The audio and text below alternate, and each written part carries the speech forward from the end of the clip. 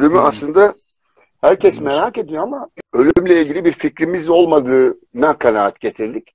Dedik bunu bir de şey yapalım yani kısıtlı sayılarla kalmasın. Sosyal medyada da paylaşalım bu fikirlerimizi. Ölüm konusu başlarken çünkü yaşama dair olduğu izlenimi uyandı. İzleyenlerde ya da takipçilerde ya da atölyeye katılanlarda anlamında söylüyorum.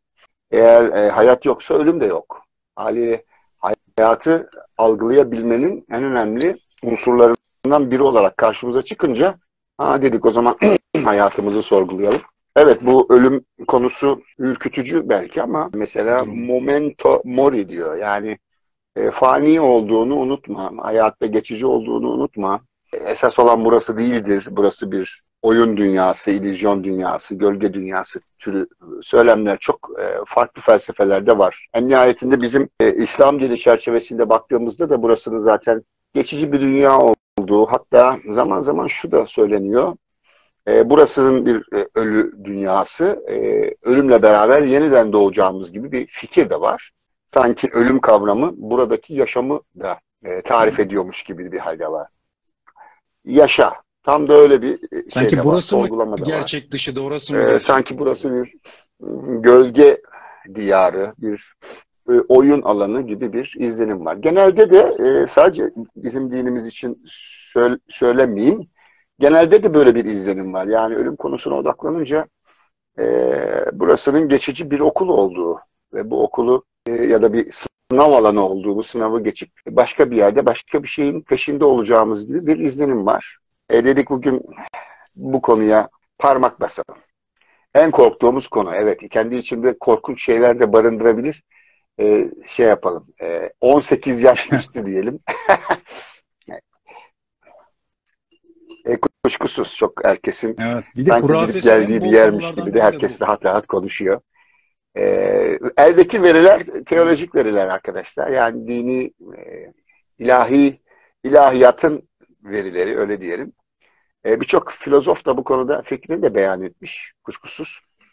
Ama asıl sorulması gereken ya da bizim endişelenmemiz gereken konu ölümün bir yok oluş kısmından öte gidenden haber gelmiyor fikri insanı rahatsız ediyor.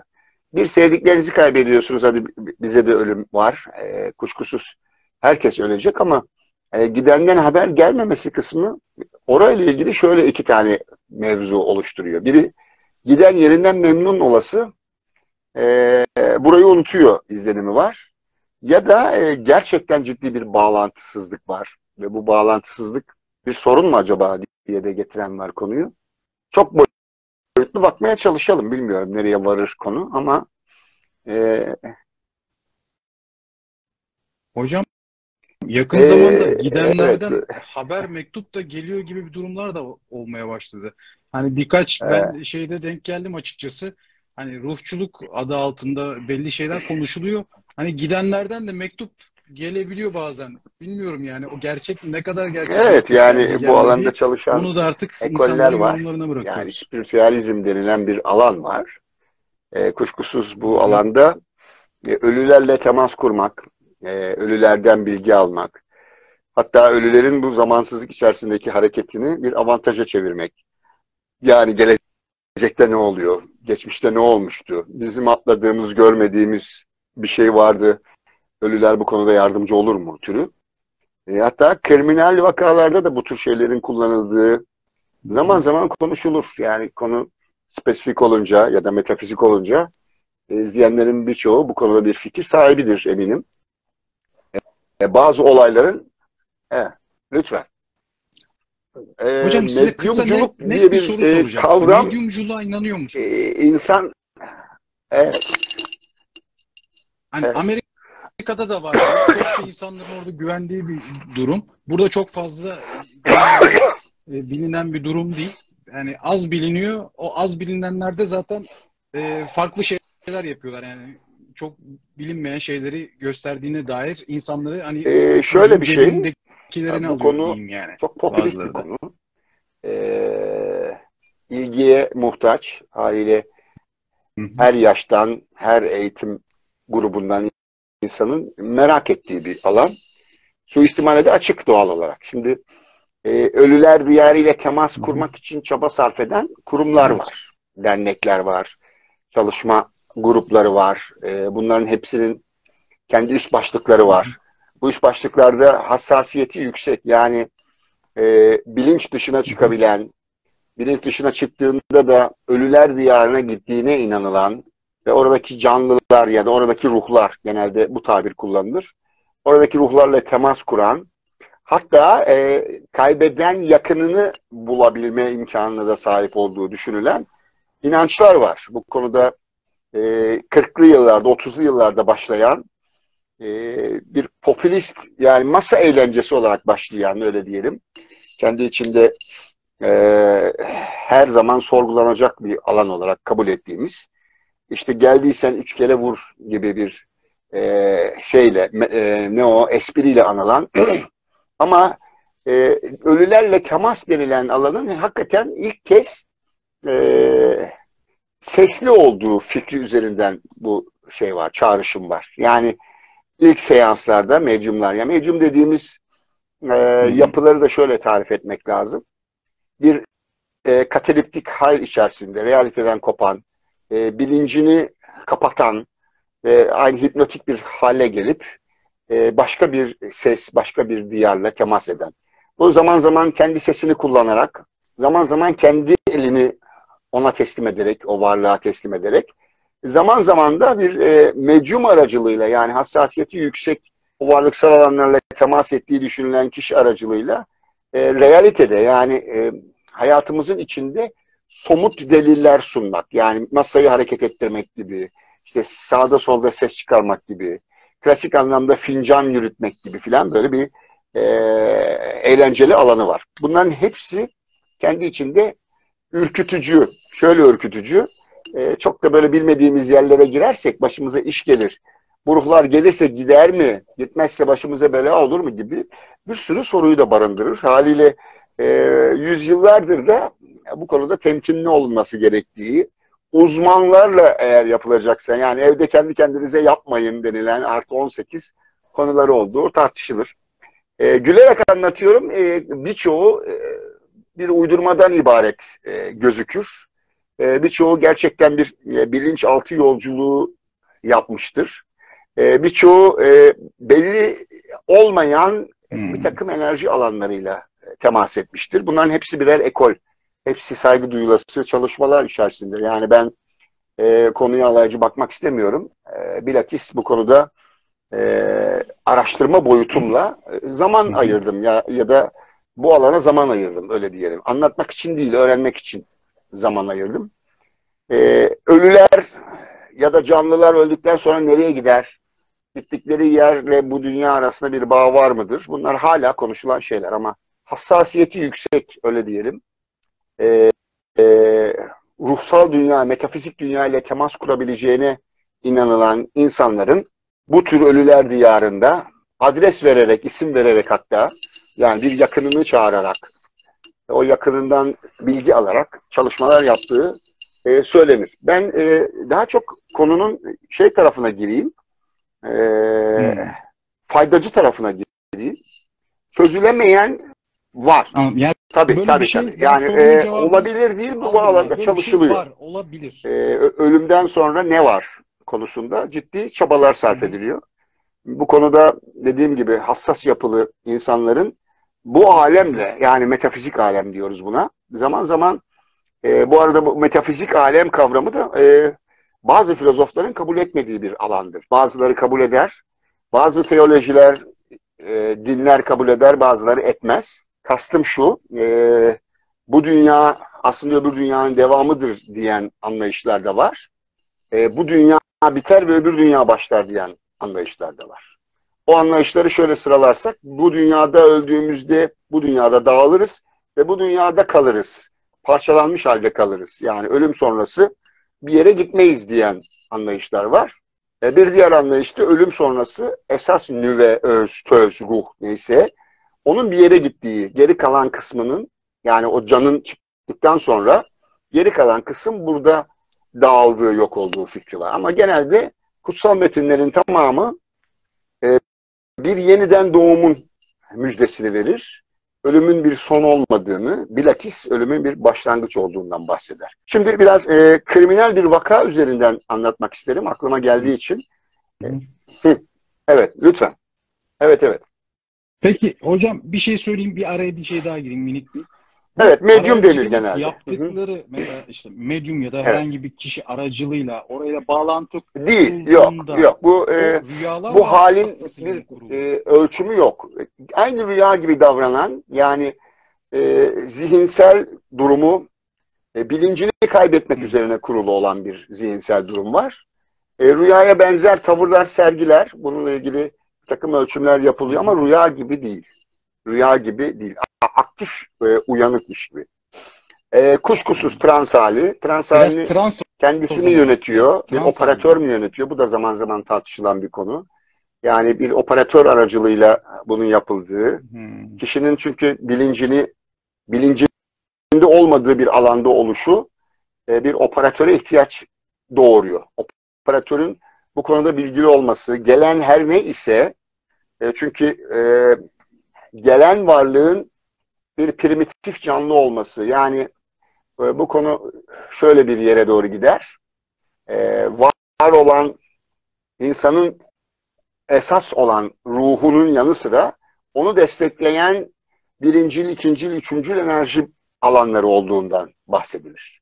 Bu birincil, ikincil, üçüncül enerji alanlarının da bir aklı, yani geçmiş adıyla logosu olduğu, bu akıllar kontrolsüz bir şekilde dolanırsa, ki işte dinimizde buna o metafizik dünyanın canlıları diyoruz.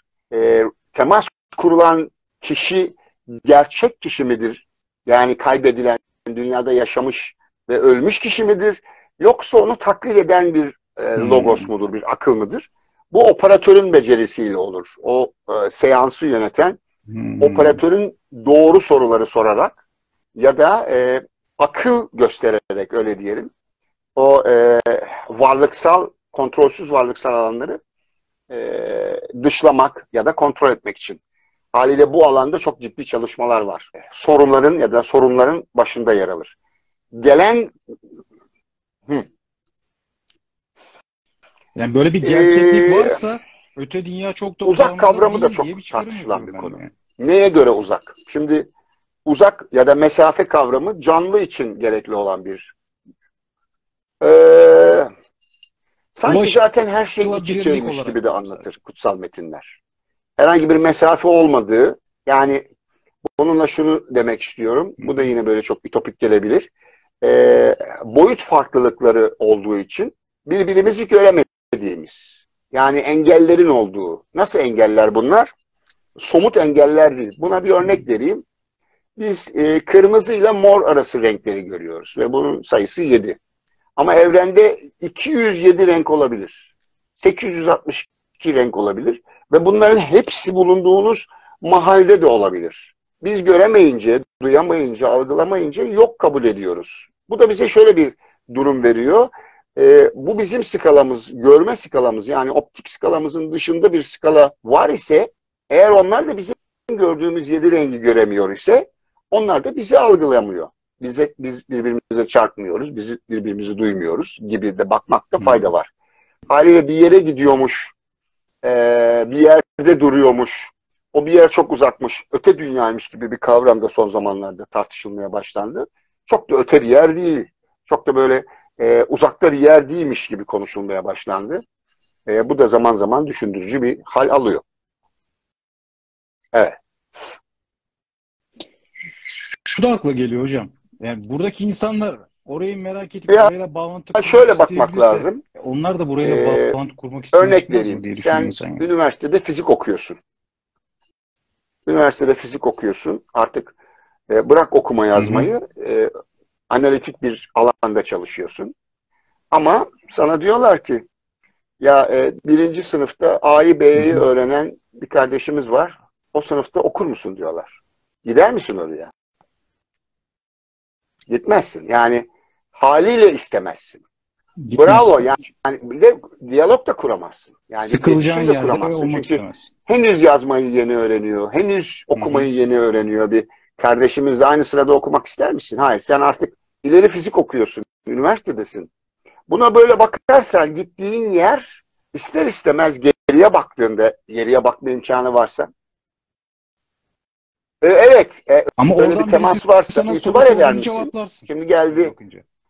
birinci sınıftaki öğrenci, kapını çalıyor, adresi biliyor velev ki, ya da aracı var. Dedi ki ya Kerem sana okumayı Hı öğretsin. hı. Kerem, sen şöyle der misin? Ya benim zamanım yok buna. Senin zaten öğretmenin var ya da bu konuda birileri var. Gel seni oraya yönlendireyim dersin, değil mi? Çok çok da vakit ayıramayabilirsin. Eğer yavrun değilse Ya da şurada takıldım derse belki belki, belki. ayırabilirsin. O da Belki vazife ayırabilirsin. Hani bilinciyle küçük bir ilgili. şeyde Güzel bir yere takıldım geldin, diyorsa vazife belki bilinciyle onda. ilgili. Yani sen Ama eğer bütünde öğretmensen, yapmazsın. bu konuda çocuklara Hı hı. bir ufuk sunmak istiyorsan, onları geliştirmek istiyorsan, yani vazifeli denilen bir kavramdan bahsedilir. Yüksek ruhların ölüp yeniden dünyaya gelmesi ya da yüksek algıya sahip, hassasiyete sahip aracı ruhlar, aracı insanlar vasıtasıyla, vesilesiyle bilgi aktarımında bulunduğu da iddia edilir. Yani günümüzde hatta Instagram camiasında çok var. Birileriyle konuştuğu, primitif, birincil, ikincil tür akıllarla temas ettiği, meleklerle konuştuğunu iddia edenler, hatta uzaylılarla konuştuğunu iddia edenler var. Ölüler dünyasından amcasını, teyzesini çağıranlar var. Bunlar doğru mudur, yanlış mıdır? Tartışılır ama bir şeyin geliyor olması senin dışında bir şey mi geliyor yoksa senin bir parçan mı geliyor? Bu da tartışılan bir konu. Şöyle tartışılıyor. İnsanın aslında yapısı gereği bir sürü aklı olduğu, bu akılları birleştirirse o öze, o ilahi düzeye çıkabileceği inancı var. Genelde kadim metinlerin tamamına yakında ortak bir söylem var. O söylem diyor ki, eğer sen kendini burada bütünleştirirsen demek ki parçalısın. Sen burada kendini bulursan, kendini anlarsan, yani yekpare olursan, bir bütünün parçası olursan, demek ki bir bütünün parçası halindeymişiz. Biz ki parçalanmışız. Demek ki bir sürü akıl varmış ki bu akıllar parçalanmış. Biz bunu başarabilirsek, o yekpare hale gelebilirsek demek ki bunu başarabiliyoruz. Konulara böyle bakılırsa, yani metinlerin derinine inilirse bize verilen mesaj şu: sen aslında kendine ve ruhuna ve çevrene ve diğer bilgeliklere ya da bilgilere yabancısın. Bunları birbiriyle bağlantı sağlayabilirsen, bunun içinde sana kadim metinler, ilahi metinler, kutsal kitaplar gönderilmiş diyor. Bu sayede bu bağlantıyı sağlayabilirsin. Bu bağlantıyı sağlarsan öbür dünya ile bu dünya arasındaki duvarı da kaldırırsın diyor. Genelde arifler için söylenen bir kavramdır bu. Hani bu dünyada mülkiyet hakkı vardır denir ya. Yani ermişler, veliler, nebiler genel itibariyle şöyle bir tavır içindedir. Hı hı. Bu dünyayı ve öbür dünyayı çözmüş ya da neden ona yaşarken ölmüş anlamında kullanılır. Ölümü keşfetmiş anlamında kullanılır. Bu da aslında kendi bünyesindeki, kendi evrenindeki akıllarla barışmış anlamındadır. Ölüme böyle bakarsak hani ölü niye bize geri dönmüyor dediğimizde şöyle bir şeyle karşılaşabiliriz. Ya sabredin, burası birinci sınıf, okumayı yazmayı öğreneceksiniz. Zaten burası çok güzel. Üzülmeyin geleceğiniz yerle ilgili. Şimdi böyle bir empati üzerinden baktığında niye temas kurasın ki? Neden böyle bir şeye ihtiyaç duyasın? Duymazsın. Yani hatta rahat bırakırsın. Bırak kendi deneyimini yaşasın. Kendi düşsün kalksın. Niye müdahale edeyim ki dersin. Böyle baktığında mantıklı geliyor. Hatta sempatik de geliyor. Zaten kutsal metinlerin tamamı bizi bir takım varlıkların koruduğu, gözlediği, gözettiği efekti de var. Bu da çok sevindirici. Yani meleklerimiz, melakelerimiz var. Bizi koruyor. Bizi eşlik ediyor. Demek ki ölümden sonra da onlarla Hı hı. tanışacağız fikri de çok yaygın. Sadece İslam dini için değil, birçok din ve inançta benzer yaklaşımlar var. Yani ölümden sonra şu an mühürlü olduğumuz, ölüme mühürlü olduğumuz, öyle diyelim, yaşamla sınırlı olduğumuz dünya bir sınırın, duvarın kalkmasıyla bizi özgürleştirecek. Bak belki de sihirli sözcük bu. Ölümle özgürleşeceğiz. Ölümle özgürleşeceksek geri niye mahpushaneye dönelim? Ha? Geri niye mahpushanede yardımcı olalım kuşkusuz. Zaten böyle görevli ruhların olduğu fikri de bin yıllardır konuşulur. Yani ariflerin, öyle diyelim, alimlerin, ulemaların birer görevli ruh olduğu, dünya okuluna öğretmen olarak geldikleri fikri de çok yaygındır. Bunun için de şunu delil gösterebiliriz. Kutsal metinlerin hepsi bir vahiy aracılığıyla gelir. Yani bir kutsalın, aşkın bir kutsalın, yukarıda görünmeyen bir alandan gelen kutsalın insan aracılığıyla, yani seçilmiş insanlar aracılığıyla dile gelmesidir. Çünkü yukarının diliyle aşağının dili farklı olduğu için o dili bilen birisinin devrede olmasını yeğler sistem. Konuya böyle baktığımızda bunun bireysel bir çabası da var. Hani o medyumların seanslar düzenlemesi kısmında da araya bypass yapmak gibi düşünebiliriz. Yani kutsal metinler senin neyine yetmiyor? Yok, ben illa kardeşimle görüşeceğim. Ya annemin yarım işleri kalmıştı. Allah rahmet eylesin, onunla bir görüşeyim falan gibi bir hale de bürünür yani. Öyle bakmak lazım. Yani gibi mapustan çok mektuplar önemsiyoruz yollamak gibi bir şey kendimizi. oldu. Dünyayı çok önemsiyoruz. Böyle bir yarı tanrı halimiz var. Bu yarı tanrı halimiz bu dünyayı da çok kutsal hale getiriyor. Buraya asılıyoruz. Böyle aman bırakmayalım diyoruz. Buna yaşama sevinci diyoruz. Kuşkusuz yaşama sevinci çok değerli. Bize motivasyon sağlayacak. Bunun öbür dünyaya bir katkısı var belli ki. Burada yapmamız gereken bir iş var demek. Kriminal bir vaka geldi aklıma. Biraz evvel onu söyleyeyim. Yani hani ölümden sonra ne oluyor? Ruhlar nereye gidiyor filan diye. Böyle bir çalışma yapılmış. Nerede yapılmış? Türkiye'de yapılmış.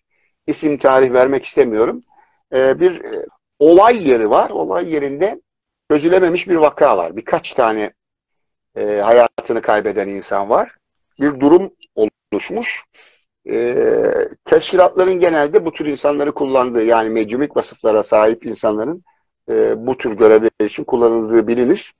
Medyum orada olan vakayı anlayabilmek için, ki inanışa göre de şok ölüm dediğimiz ani kriz ölümlerde ruhun bedenden çıkması halinde bir şaşkınlık yaşadığı ifade edilir. Yine bu spiritüel dünyanın jargonudur. O şaşkınlık esnasındaki zaman farkı nedeniyle, yani reel dünyadaki zamanla ölüm sonraki zaman arasında fark olduğu söylenir. Çünkü bizim lineer, uzamsal zaman algımızla ölüm sonrası zaman algısı arasında büyük fark vardır denir. Medyumlar aracılığıyla olay yerinde bulunan ruhlarla konuşulduğu da iddia edilmiştir. Bununla ilgili çok rapor var. Yani kim geldi, kim ateş etti, ne oldu gibi verilerin bu tür alanlarla ya da ölülerle, öyle diyelim, ölülerin ruhlarıyla konuşulduğu iddiaları var. Bununla ilgili çok somut sonuçlar da alınmış. Yani bu adam geldi, bu kadın geldi, bu saatte geldi gibi eğer temas sağlanabilirse o olay yeriyle somut, elle tutulur, gözle görülür raporlar var. Bu da bizi ölüm... Benzer bir şey de İngiltere'deki şatolara medyumları götürüp oradaki ruhlarla Yani evet, bu konuda bir turizm de var. Adına gizem anlattıkları falan turizmi diyoruz. Okumuştum yani. Bir takım olağanüstü yerlere, paranormal dediğimiz, normal olmayan yerlerde bir takım olağanüstü şeylerin durduğu, hapsolduğu, hatta oraya mahkum edildiği. Ama şu kavramı da unutmayalım. Biz zamansızlıktan bahsediyoruz ya. Senin için 100 yıl, belki bir ölü için 1 dakikadır. Bunu da bilmiyoruz. Haliyle şunu diyebiliriz. Eğer böylesi yerler varsa, tekinsiz mekanlar diyoruz buna. Bu tekinsiz mekanlarda bu tür enerjilerin, akılları, bunların gerçekten insan ruhu mu, yoksa birincil, ikincil, üçüncül, dördüncül enerji alanları mı, akıllar mı? Buna şöyle diyelim. Bizim kültürümüzde cin deniyor. Yani toprak cinleri, hava cinleri, ateş ve su cini dediğimiz, ki mitolojilerde de bunların karşılıkları vardır. Her elemental unsurun bir aklı olduğuna inanılır. Bu mitolojiden bu yana gelen bir şeydir. Günümüzde de artık kuantum bununla ilgili bir somut veri ortaya koyuyor. Her şeyin zerre düzeyinde bir aklı olduğu, bir logosu olduğu fikri var. Primitif denilen ya da elemental denilen ruhlar, elemental ruhların, elemental canlıların konuşabileceği, senin aracılığınla konuşabileceği, yani senin konuşma yeteneğini, senin vasıflarını kullanarak kendini ifade edebileceği inancı da var. Bu da yine spiritüalizmin önemli alanlarından biri. Bununla ilgili de mitolojilerde şunlardan bahsedilir. İşte gidersiniz ormanda, orman cinleriyle konuşursunuz. Ya da işte hiç uzağa gitmeyelim. Yüzüklerin Efendisi değil mi? O filmlerin tamamı aslında bu tür mitolojilerden derlenmiştir. Oradaki varlıkların tamamına yakını o mitolojik dünyanın elemental boyutuyla, elemental dünyasının akılları olarak bize anlatılır ama ete kemiğe büründürülmüştür. Çünkü insan açıklayamadığı, çok kendisine uzak bulduğu veya yakın bulduğu her şeyi insan formuna, yani antropometri diyoruz. Antropometrik ya da antromorfik bir alana hapseder. İnsan gibi anlatır. Yani hatta bununla ilgili şöyle bir tez vardır. Fareler tanrılarını fare olarak hayal edebilir. İnsanlar da geçmişte tanrılarını doğal olarak insan olarak hayal etti. Yani Zeus'un insan olması çok normaldir gibi bir yere getiriyorum. Bu da açıklayamadığı varlıksal alanları, açıklayamadığı duyumları, o duyumları yorumlamasını bu elemental canlılara da bağlayabilir. Onun için ölüler kavramı aynı zamanda elemental dünyanın zekasıyla da zaman zaman karışır. Onun için operatör çok önemlidir. Operasyonu yönetecek, yani seansı yönetecek kişinin gerçekten bir spiritüel kültüre sahip olması önemlidir. Çünkü gelen ne? Onu bilmesi lazım. Bazı kültürlerde bu elemental canlılar demonlar olarak da tarif edilir. Demonlar, daimonlar, yani şeytani varlıklar, düşük frekanslı varlıklar gibi de tarif edilir. Onun için bu alan tekilsiz bir alandır. Bu tekilsiz alana herkesin girmemesi gerektiği, girildiğinde hatta bu çok daha ileri bir boyuta gider. Zaman zaman duymuşsunuzdur. Damla hocalar, benim ordularım var, benim elementallerden oluşan, iyi saatte olsunlardan, yani bu alanı kullanan, bu alanı majikal ve büyüsel bir amaç için kullanan insanlardan da bahsedilir. Bunların hepsi yasa dışıdır. Yasayı koyan, evrensel yasayı koyan Yaradan Ulu Tanrı Allah bunların hepsini sistematik bir yere getirmiştir. Bunun dışına çıkılmamasını salık verir ama insanoğlu kendine hayrandır. Kendine hayranlığı haliyle korkuyu bastırmak için, o hayranlığı yüceltmek, aynı zamanda var olan korkuyu bastırmak için de kendini bir yarı tanrı hale dönüştürmeye çalışır. Bunda da ısrar eder ama insan kendinin başına bela. Evet. Bu şey gibi, connection gibi, biz sizle nasıl bağlantı kuruyorsak orada bağlantı kurduğumuzda siz bana bağlantıya izin vermezseniz ben sizle bağlantı da kuramam. Bununla örneklendirmek istersem vakti zamanında Atatürk'ün ruhuyla da temasa geçilmeye çalışılmış ve söylenene göre karşılığında beni rahatsız etmeyin. Hatta bir dönem bütün ünlülerin, alimlerin ruhlarıyla bağlantı kurulmaya çalışmış. Bir dönem özellikle 30'lu yıllarla 60'lı yıllar arasında böyle bir furya var. Sonra bu kendini yavaş yavaş bir eğlence dünyasına terk ediyor. Ama hala bu alanda çalışan ciddi insanlar var. Onları eleştirmek için söylemiyorum. Bu alan ciddi bir alan. Bu konuda belki üniversite düzeyinde olmasa da akademik boyutta çalışan ülkemizde de çok değerli insanlar var. Kuşkusuz ben de gelişimim sırasında bu tür alanlarla temas ettim. Kimler ne yapıyor, ne oluyor türü. Hakim olduğum ve saygı duyduğum bir alan. Ama bunun bize bir faydası var mı? Hani ölüden diriye hayır haber derler. Zaman zaman rüyamıza giren yakınlarımız bize öbür dünya ile ilgili bilgiler verirler. Zaman zaman biz de oraya gitmek için elimizden geleni yaparız ama son zamanlarda şu konuşulmaya başlandı. İnsan zihni o kadar karmaşık bir yapıya sahip ki öbür dünya sandığı şey aslında içerideki başka dünyamız olabilir söylentisi baş gösterdi. Bu da bize şunu gösteriyor. Bir yere gitmiyoruz. Sadece çok geniş bir dünyamız var. Bu evren, kendi iç dünyamız çok geniş. Bu çok geniş evrenin içerisinde kaybolabiliriz.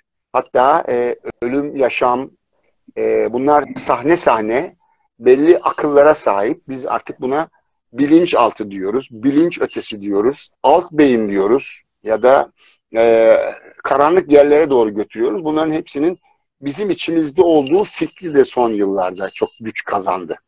Onun için dışarıda bir şey aramamak, sanki dışarıda değil de hepsi bizim içimizdeymiş. Daha spekülatif, daha soyut Öyle diyelim. Eskiden somut arayışlar içindeydik. Yani bir boyut kapısı açılsa da geçsek gitsek diyorduk. Boyut kapısının kendimiz olduğu fikri oluşmaya başladı. Eskiden o kapıyı dışarıda arıyorduk, dolanıyorduk kapı kapı. Ya buradan öbür dünyaya geçebilir miyim? Şimdi o kapının aslında insan olduğu fikri, insanın zihni olduğu, insanın aklı olduğu fikri daha yaygın olmaya başladı. Çünkü eğer psikolojimiz, eğer durumumuz, eğer yediğimiz, içtiğimiz, eğer hava, su, eğer itikatımız, imanımız neyse bunun koşullarını yerine getirdiğimizde bilincimizin değiştiği izlenimi uyandı. Haliyle bilinç değişince de bir özgürlük alanı çıkmaya başladı ve bu özgürlük alanı içerisinde sanki öbür dünya dediğimiz bilincimizin ötesinde bir bilinçle temas ettiğimiz fikri de oluşmaya başladı. Onun için şöyle bir şey diyebiliriz. Son yıllarda bir başka dünya arayışı değil, içimizdeki arayış, içimizdeki başka dünya arayışı daha ön planda, öyle diyelim. Bu da bu alandaki çalışmaları bariz anlamda ikiye böldü. Evet. Biri beyin üzerinde ısrarcı durup beynin bilinmeyen yönleri var. Bilincimizin, aklımızın, zihnimizin bilinmeyen yönleri var. Bunları çözersek belki oraya bir sinyal gönderebiliriz. Orası neresi? Orası belki bizim içimizde bir yerdir. Ya da şu da denilmeye başlandı. Bizim aklımız beynimizde değil ki. Bir bağlantı aracı beynimiz. Nereyle? Ölüler diyarıyla. O zaman bizim beynimiz de o diyarda mı acaba? Aslında biz bir şeyin avatarı mıyız söylencesi de oluşmaya başladı. Sanki benim aslım başka bir yerdeymiş de ben burada gölgeymişim. Ben burada bir bedenmişim. Hatta birçok metin, kadim metin bize burasının bir illüzyon dünyası olduğunu söylüyorsa o zaman asıl olan öbür tarafta buradaki bir oyuncu. O zaman niye sen oyuncuyla muhatap olasın ki? Zaten sen öbür tarafta, öbür dünyada asıl Kerem'le, asıl Murat İrfan arkadaş. Niye Murat İrfan ölümden sonra seninle temas kurmaya çalışsın ki? Orada gerçeği varken. Bu da düşünülmeye başlandı. Çünkü öbür taraftan hiç bilgi gelmiyor. Hiç bilgi gelmiyorsa demek ki burayla bir bağlantıları yok. Burası onlara komik geliyor. Belki doğru kelime değil ama gereksiz geliyor. Burayla bağlantı kurmanın bir karşılığı yok. İşte onu demek istiyorum. İlkel de demek belki doğru değil ama buraya saygı duymuyor. Şöyle bakarsak belki daha iyi olur. Şimdi eğer benim aslım, özüm, ruhum başka bir yerdeyse ki zaten inanan konuya böyle bakmak zorunda. Öldükten sonra gidiyorum fikri üzerinden. Benim aslım başka bir yerdeyse ben niye onun avatarıyla, onun oyuncağıyla, onun gölgesiyle oyalanayım ki? Kerem de öbür taraftaysa, ben Kerem'le zaten öbür tarafta yekpareysem, ben Kerem'e öldükten sonra niye mesaj göndereyim ki canlısı varken? He? Gerçeği varken, hakiki olanı varken, gerçek olanıyla niye uğraşayım? İşte gerçek ve hakikat kavramının bir sürü felsefe, bir sürü teoloji çözmeye çalışmış. Belli ki burada da bir şey var. Oyun var. Bu oyunun içinde işimizi yapmamız gerekiyor. O iş ne? Bilmiyoruz. Bir vazifemiz var. Bu vazifeyi çözmemiz lazım. Evet.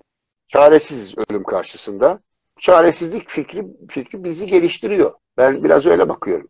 Yani bizi bu hayata bağlayan, bu çaresizlik üzerinden çare arama, teknoloji geliştirme, zihni manipüle etme, ölüm karşısındaki çaresizliğimiz bizi bir sürece itiyor. Yani fizyolojik bir sürece itiyor.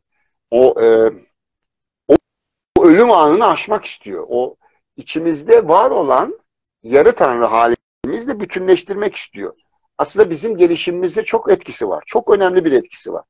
Ölüm bizi yaşamı sorgulamaya iten bir şey. Bakın başladığımızdan beri niye geldik bu dünyaya diyoruz. Bu yaşamı sorgulatınca bizim buradaki fonksiyonumuz ortaya çıkıyor. Eğer ölüm olmasaydı yaşamı çok sorgulamayacaktık. Ölümün bize yaşamı sorgulatmak, yaşama karşı motive olmak, inancımıza, itikatımıza, dinimize sahip olmak konusunda çok itici bir yönü var. Çekici bir yönü. İtici derken yani bizi oraya iter anlamında söylüyorum. Haliyle biz hakikatler dünyamızı merak ediyoruz. Zaten demiyor mu bir sürü metin bize irfanlı hikmetinize, yani bilginizin hikmetinize ulaşın diyor. Hakikatinize ulaşın diyor. Demek ki yaşarken, bu bedendeyken, bu nesne dünyasındayken bizim hakiki olanı keşfe ihtiyacımız var. Çağlar boyunca bu anlatılmış yani. Eğer merakınız varsa bir sürü uygarlık bu konuda önemsemiş ölümü. Mezarlar yapmış, mumyalar yapmış, ölümden sonra bir şey var. Ölümden sonra dirileceğiz fikri var. Hiç kimse öyle ölüsünü sokağa atmamış. Hepsinde bir değer var. Demek ki diyor bilim, demek ki bir şey var, bir şey seziyor. Öbür tarafla ilgisi var. Bunu kutsuyor ve bunu törensel hale getiriyor, seremonik hale getiriyor. Öyle bakarsak ölüm aslında bir şeyi temsil ediyor. Bizim yaşamdaki amacımızı, bizim yaşamımızı temsil ediyor. Ölüm olduğu için yaşama karşı bir durumumuz var. Bir gizli mutabakat var, öyle diyelim. Bir anlaşma var ve biz burada yapmamız gereken şeyi nereden geliyorsak karar veriyoruz, yapıyoruz ve nereye gidiyorsak orada da rapor veriyoruz. Konuya böyle bakılırsa buradaki tutumumuz ahlaki, erdemsel, etik, neyse dini tutumumuz bizi aynı zamanda bir şeyin hesabını vermeye de itiyor. Kuşkusuz bütün metinlerde, kutsal metinlerde ceza ve mükafat kavramı var. Bu da düşündürücü değil mi? Bence düşündürücü. Çünkü burada yaptığımızdan başka bir yerde sorumluyuz fikri. Bizim buradaki hayatımızı da düzene koyuyor. Bu düzenin nedenine gelirsek, sorulan soru bu. Belki de en çıkmaz sorulardan biri bu. Niye böyle bir düzene ihtiyaç duyuyoruz? Bu dünyaya niye ihtiyaç duyuyoruz? Sorun burada zaten. O zaman kutsal metinlerin tamamında bunun karşılığını buluyoruz. Diyor ki böyle yaşa, bunu yap. Bunu yaparsan böyle olur. Bize ipucu veriyor. Daha sonraki gideceğimiz yerle ilgili. Ben konuya böyle bakıyorum nacizane. Onun için de teoloji benim hep ilgimi çekti. Dinler tarihi hep ilgimi çekti. Peki hocam, insan ölümü hisseder mi? En çok yani merak edilenlerden biri de bu. Hatta Evet. bununla ilgili işte bazen böyle Hı hı. işte şehit yakınları çıkar ya da şehitlerin son videoları falan gösterilir. Ya da bununla ilgili işte insanların işte son anları böyle vasiyet şeklinde bir videosu ya da bir şeyi çıkar. Derler ki ah hissetmiş falan derler. Yani böyle bir ayan olma durumu var mıdır Yani ya da yakınlarına ya da kendisine? insan aklının neye erdiği ile ilgili bir fikrimiz yok. Buradan şuraya gelmek istiyorum. İnsan öyle olağanüstü bir canlı ki bu olağanüstülüğünün de çok farkında değil. Farkında olduğunda da hafif böyle bir kibri var. Bir yarı tanrı hali var. Zaten mütemadiyen hayatı yönetmeye çalışıyoruz. O yöneteceğimize inanmışız. Böyle bir kodla geliyoruz. Ölümü de yönetme eğilimi içindeyiz. Yani demek istediğim şu. İnsan zaman zaman öleceğini düşünüyor ve ölüme dair de konuşuyor. Çok normal. Eğer öyle bir auranın içindeysen ki ölümün bir türü olduğu, ölümün bir zihinsel realite olduğu, bizim şu an farkında olmadığımız bir zihnin ürünü olduğu düşünülürse sezgisi yüksek, öyle diyelim, sezgisi yüksek insanların ölümü hissedebilecekleri aşikar. Yani eski bilgeler, ulemalar, teyzeler, dedeler, yani aklı yerinde yaş almış, deneyim sahibi insanların bu konuda tecrübeli oldukları aşikar. Yani Anadolu'da bunun örneklerini görürüz.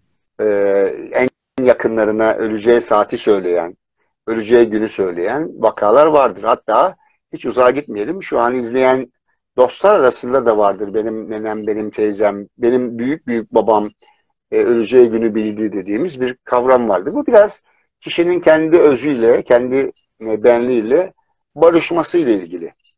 Ayan diyoruz ona. Hani insanın kendisini sevmesi, doğayı sevmesi, ölümün de hayatın parçası olduğu izlenimi uyandırıyor. O bakımdan bir yere gitmiyoruz fikri içindeyim. Yani öldük tamam hadi toparlanalım gidelim değil, öldük.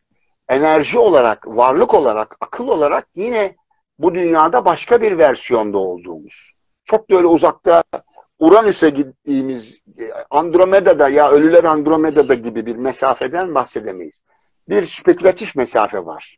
Görünmeyen bir mesafe var. O bakımdan iç içeyiz yaklaşım içindeyiz. Çünkü zaman zaman çok sevdiğiniz insanları kaybettiyseniz Allah uzun ömür versin. Onların gitmediği, onların yakınınızda olduğu, onların sizi gözlediği, kolladığı izlenimine de saplanabilirsiniz. Hatta melekçesine beni böylesi bir vakada beni uyardı dediğimiz bir sürü de konu var. Onun için bazı ölülerin kutsal çerçevede baktığımızda bir mertebesi olduğuna da inanılmış. Yani kastım şu, çok iyi insanların melek gibi oldukları. Haliyle çok iyi insanların dünyada iyilik yapmaya devam ettikleri izlenimi de var. Buradan şuraya gelebiliriz. Velilerin, evliyaların burada mezarlarında mülkiyet hakkı varsa onlar aracılığıyla Allah'a mesaj göndermek istiyorsan, çünkü bir ucunun burada olduğu inancı var. Yani bu ne demek? Ölmeden önce ölmüş. Yani ölüm alanına gitmiş. Ölüm enerjisini, ölüm aklını deneyimlemiş anlamındadır bu. Bu öldükten sonra da burada bir parçası olduğu izlenimini uyandırır. Yani şehitler, veliler, evliyalar için söylenen şey budur. Haliyle mükafatlandırılmış denilen bir ruh kavramıdır. Onlar aracılığıyla talepte bulunursun. Hazreti Ahmet'in atıyorum yüzü suyu hürmetine ya Rabbi benim borçlarıma yardım et gibi. Direkt sen de isteyebilirsin ama şöyle bir izlenim uyanıyor. Yani ben o yüceye ulaşamam. Beni görmeyebilir, beni algılamayabilir ama işte bu veli yüzü suyu hürmetine olursa daha kolay olur izlenim içindedir. Konuya böyle bakarsak ölümün çok da uzakta bir şey olmadığı, yani mesafe olarak da zaman olarak da çok da uzakta bir şey olmadığı fikri. Evet, şöyle bakarsak olaya, bizi var eden nefs dediğimiz bu zaman zaman söylüyorum, tekrarda fayda var. Biz katmanlı bir canlıyız. Yani bir sürü enerji bedenimiz var ve bunların birbirine yapışması, birbirine uyumlanması, birbirini tanıyabilmesi için nefs denilen bir unsura sahibiz. Ben ona tutkal diyorum. Bu enerji bedenlerini nefsimiz sayesinde bir arada tutuyoruz. Nefsimizi kontrol edemezsek enerjiler kendi kendilerine konuşuyorlar. Yani senin güdümünden, senin kontrolünden çıkıyorlar. Nefs hakimiyeti senin bilinçsel, bedensel ve vicdani bütünlüğünü koruyor. Eğer nefsimiz, yani ölüm esnasında nefsin kaybolduğu, yani kontrolün, insanın kendini kontrol etmesinin kaybolduğu fikri üzerinden bu enerji bedenlerinin dağıldığı, yani ölümün aslında enerji bedenlerinin dağılması şeklinde. Bizi bir arada tutan gücün dağılması şeklinde tabir edilir. Haliyle nefsin kutsal metinlerde bir karşılığı var. Bazen nefes denir, bazen nabız denir. Bunların durması halinde nefsin kontrolünün elden çıkacağı, ölüm anını böyle kontrol ederler. Eskiden öyleymiş. Şimdi biz suni bir takım şeylerle ömrü uzatabiliyoruz. Diyoruz ki bitkisel hayatta diyoruz mesela. Birçok fonksiyonu yitirmiş olmasına rağmen makinede yaşatabiliyoruz. Şimdi o tutkal suni bir durumla senin bilincin dışında bir arada tutulabiliyor. Demek ki diyor ki bilim, bir arada tutan şey bilinç diyor. Hakimiyet. O hakimiyetin bir kodu var. Kişinin kendine hakim olması o enerji ve o işte çok basit anlamda nefs dediğimiz. Bunu ahlaka erdeme doğru götürebiliriz.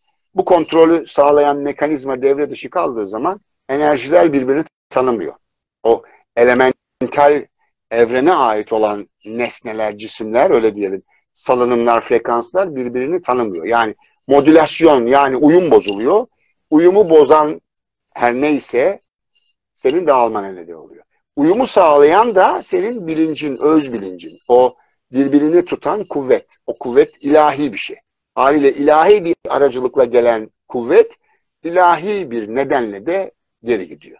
Yani emanet alıyoruz. Konuya böyle bakarsak daha güzel olur.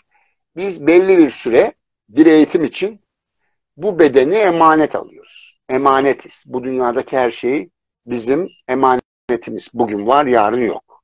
Bize lazım olan ne? Bilgiyi de götüremiyoruz diyorlar mesela. Ölümden sonra, ölüm sonrası bilgi de gitmiyor. Ne gidiyor oraya? Bunu da düşünüyorlar zaman zaman. Ha, o zaman bilincimiz de gitmiyorsa, bilinç dünyaya aitti. Ne gidiyor? Genelde ortak yargı şu: erdemlerimizi götürüyoruz. Erdemlerimiz ahlaktan biraz daha farklı bir şey. Severseniz araştırabilirsiniz. Erdemler içselleştirdiğimiz bir şey. Erdemler sadece insan için yapılan bir şey. Bir başkası için değil. Sosyal yönü yok. Yani ben Kerem için erdemli olmuyorum. Kendim için erdemli oluyorum. Ayşe için erdemli olmuyorum. Ahlak, sosyal yönü var kuşkusuz. Efendi gözükmek, hanım hanımcık gözükmek kısmında tamam, okeyim. Sosyal yönü de çok önemli. Ama erdem tamamen kişisel bir şey. Demek ki kelimeye dökülmeyen, henüz duygusal karşılığı olmayan, dışarıdan da algılanmayan, Kerem benim erdemli olduğumu algılayamaz. Çünkü erdem benimle ilgili. Ben kime sövüyorum, kimi seviyorum, kime cesurum, kime adilim kavramını bilemez. Tabii ki davranışlarım bunu gösterebilir zaman içerisinde ama tanıdığın zaman görürsün. Tanımıyorsan benimle ilgili bir fikre sahip olmazsın. İşte diyorlar ki, ortak kanı bu, öbür dünyaya erdemlerimizi götürüyoruz. Yani buradaki sevgimizi, buradaki adalet duygumuzu, buradaki basiretimizi, buradaki cesaretimizi, buradaki nezaketimizi, buradaki sadeliğimizi, buradaki alçak gönüllülüğümüzü, bunu sıralayabiliriz. 15, 16, 20'ye kadar erdemler var. Konuya böyle baktığımızda umut verici. Demek ki burada eksiyiz. Hatta bir süre sonra şu da konuşulmaya başlıyor bazı inanışlarda. Eksiksek yeniden geliriz. Yani reenkarnasyon denilen bir şey var. Biz enkarne oluyoruz. Sonra dezenkarne oluyoruz. Sonra reenkarne oluyoruz. Diyorlar ki eğitim tamamlanmadı. Yarım kaldı. Başaramadın, bir daha git diyorlar. Bazı dini inançlarda bu çok primitif düzeyde devam ediyor. Yani fareydin, şey oldun, aslan oldun, aslan koyun oldun, sonra insan oldun diyorlar. Ay, yerlere dağıttım. Öyle diyorlar. Bazı inançlarda insan olarak geldin ama yetersiz geldin. Tekrar geleceksin diyorlar. Bazı inançlarda, bizim İslam dininde böyle bir reenkarnasyon kavramı yok. İslam dininde bize direkt yok. hayvan Şöyle de var. konusu İnsan aklına olarak geliyor gelmek de insanların, o var. yüzden Yani reddediyorlar sen seçim bazı yapıyorsun. insanlar. Diyorsun ki karma yasası çerçevesinde. Bu yasalar Hanif dinlerce çok masaya yatırılmış şeyler değil ama çok popüler olduğu için bu alanda çalışanların bildiği bir kavram. Karma yasası çerçevesinde ruh öldükten sonra masaya oturuyor. Diyor ki ben burada Hegel'i öğrendim, Kant'ı öğrendim, Spinoza'yı da öğrendim ama Platon'u öğrenemedim diyor. O da diyor ki neyse o masa başı, o zaman Platon'u da öğrenmen lazım diyor. Geri git diyor. Ya da diyor ki ben araba ehliyeti aldım, otobüs ehliyeti aldım ama tır ehliyeti alamam. O zaman git diyor, bir de tır ehliyeti al diyor. Tır ehliyeti almaya da kendi karar veriyor. Ben diyor bu sınavları geçtim ama burada eksik kaldım. Bu da bana ileride lazım olacak. Başka bir hayatta, başka bir evrende. 180 bin alemden bahsediyor kutsal metinler. O zaman diyor gideyim ben bir de buna çalışayım diyor. Allah muhafaza. Geldim ben bu yaşamda çok yakışıklıyım.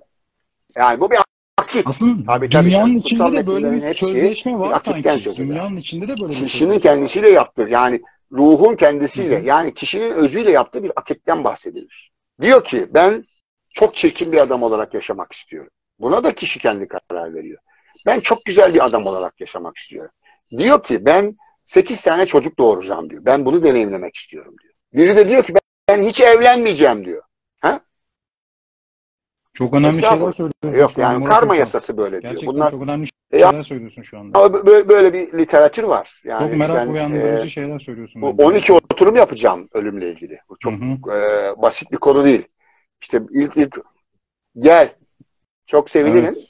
Yani ben de sevinirim. çok merak uyandı. Yani ben uzun vadede tüm dini inançlar yani çerçevesinde ve felsefeler çerçevesinde ölümü masaya yatırmak istiyorum. Şimdi bizim inancımızda da şöyle bir şey var. Biz reenkarnasyona inanmıyoruz. İslam dini buna mesafeli. Ama çok ilginç, yani batini versiyonumuzda, yani içrek versiyonumuzda, yani tarikatlar konuya şöyle temkinli bakıyorlar. Ruh ölür, bir damladır. deryaya damlar. Şimdi sen bir damlaysan, deryaya damladığında deryanın bilgisi de sende var demektir. Yani H2O kodu üzerinden bir damlada da H2O var. Bir derya denizde de H2O var. Bir daha dünyaya gelme halinde Murat İrfan damlasını bulamaz. Yani deryadan bir başka damla alıp bedenlendireceksin. Ama çok ilginç bir şey var. Reenkarnasyona çok benzer bir alandır bu. Sen aynı zamanda Napolyon'un ruhuna da sahipsin. Sen aynı zamanda Hitler'in bilgisine de sahipsin. Bak. İşte bak kolektif diğer bedenlenmede zihin öbür tarafı sen siliyor, buradaki bütün variyetinle denize damladın. Bütün birikiminle. Murat İrfan olarak. Geri Murat İrfan olarak dünyaya gelmen mümkün değil. Çünkü damlayan su, bak çok ilginç ayetler vardır. Seni damlayan suyun içinde Allah bulabilir diyor. Buna benzer mealler var. Deryaya damladın. O deryanın içindeki Murat İrfan'ı bulabilecek kudret var Allah'ta. Ama konuya insani boyutta baktığında damladın. O deryada Murat İrfan'ı nasıl bulacaksın? Mümkün mü? Bulamazsın. Herhangi bir başka damlaya da nüfuz ediyorsun. Yani deryanın bilgisine sahipsin. Aynı zamanda derya senin bilginle de sebeplendi. Dünyaya gelecek olan ruh o deryadan bir damla olarak gelir. Bu ne demek? Evrenin tüm bilgisine sahip demek. Hatta biz literatürde hatırlama diyoruz, kitap diyoruz. En nihayetinde kutsal kitabın ilk ayetidir. Oku. Neyi okuyacaksın? Kendindeki kitabı oku. Sende her şey mevcut. Sende bütün bilgi var. Bu ne demek? Buraya hatırlamaya geliyoruz. Neyi hatırlarsın? Hitler'i de hatırlar. Ama Hitler'i hatırladın, ben Hitler'in reenkarnasyonu diyemezsin. İslam dini bunu kabul etmiyor. Ben Napolyon'um diyemezsin. Ben Orta Çağ'da bir şövalyeydim diye Orta Çağ'daki şövalyenin bilgisine, koduna ulaşabilirsin. Hatta onun gibi de hissedebilirsin. Onun gibi de yaşayabilirsin. Bırak Fransızca da konuşabilirsin. Bak bu da mümkün. Bu örnekler de var. 3 dil de bilir. Bir gecede 3 dil öğrenen vakalar da var. Ben gazetecilik yaptığım dönemde bu tür yerlere de gittim. Bu adamlar, bu kadınlarla da konuştum. Bunu nasıl açıklayacaksın? Kendi kitabını okumaktan bahsediyorum. Evet yani zaman içerisinde olarak kültürler konuyu farklı farklı açılımlar getiriyor. Ama son din İslam reenkarnasyona temkinli. Ama acaba eski kültürlerde bizim İslam dinine yakın bir anlayışı mı anlatmaya çalıştılar? Anlatamadıkları için aynı bedende ya da aynı kafayla, aynı zihinde tekrar doğması gerektiğine mi inandılar? Konuya böyle bakarsak daha anlaşılabilir olur. Ben reenkarnasyonun tüm kültürlerdeki karşılığını biliyorum ama bana uygun olanı, en somut olanı, en gözle görülür, en doğru olanı diyebileceğim kısımda İslam dinindeki anlayış. Çünkü eğer ben öldüysem ve ben o tümelin bir parçasıysam, yani bütünün koduna sahipsem, konuya böyle bakın, yani eğitimli insanlar H2O'nun su olduğunu, H2O'nun bir bardakta da su olduğunu, bir denizde de su olduğunu bilir.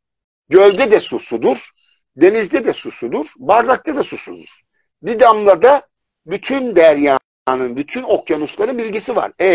Bak çok güzel bir metafor bu.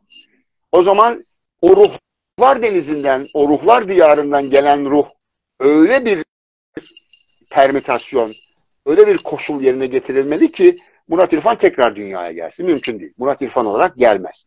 Ayşe olarak gelir, Fatma olarak gelir, başka bir diye, ama Murat İrfan'ın birikimleri de bakın çağlar ilerledikçe çok bariz bir şekilde gelen ruhların, yani yeni neslin birikimli geldiğine inanıyoruz. Ve ona da şöyle bir bilimsel açıklama getiriyoruz. Diyoruz ki bunlar öyle birikimli geldiler, genlerinden olası, babası, dedesi, dedesinden aldığı genlerle zeki geldiler diyoruz.